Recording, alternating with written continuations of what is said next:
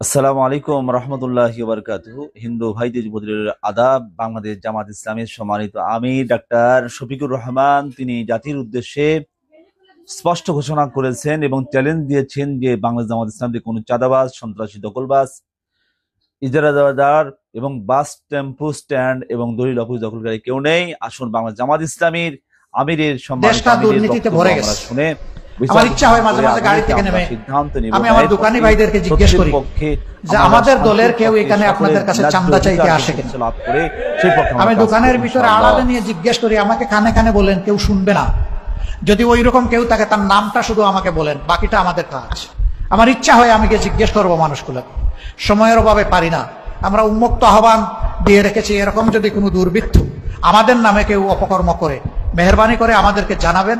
আমরা কথা দিচ্ছি, আপনি খুশি হয়ে যাবেন, এমন ব্যবস্থা আমরা নিব ইনশাআল্লাহ।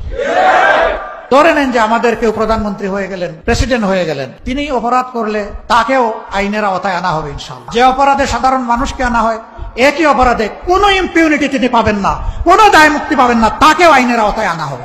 আমরা কারো আধিপত্য আমরা মেনে নিব না, কোনো হেজিমনি আমরা স্বীকার করব না। এখানে আধিপত্য একমাত্র আল্লাহ রাব্বুল আলামিনের। আমরা বিনিয়োগকারীদের জন্য এমন পরিবেশ দিব, কোন জালিম গিয়ে তাদেরকে থ্রেট দেওয়ার সুযোগ পাবে না, গিয়ে চাঁদা চাওয়ার দুঃসাহস দেখাবে না। যদি সে দেখায় তার হাত অবশ করে দেওয়া হবে। বিদেশিরা যারা এই দেশে বিনিয়োগ করতে আসবে তাদেরকেও সেই একই সম্মান এবং একই নিরাপত্তা বিধান করা হবে ইনশাআল্লাহ। আমাদের দেশ ছোট, মানুষ প্রচুর। এই দেশটা উৎপাদনের জন্য খুবই উর্বর একটা জায়গা, উপযুক্ত একটা জায়গা। শুধুমাত্র দুষ্ট রাজনীতির কারণে বিদেশ থেকে মানুষগুলো এখানে এসে বিনিয়োগ করা সাহস পায়। আমরা এই দুষ্ট রাজনীতির পুরা চরকা ঘুরিয়ে দিতে চাই। বাংলা ভাষার নিকট শেয়ার করে চ্যানেলটিকে সবার কাছে পৌঁছে দিন।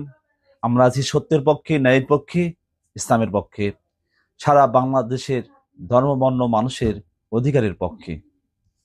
সবাইকে ধন্যবাদ।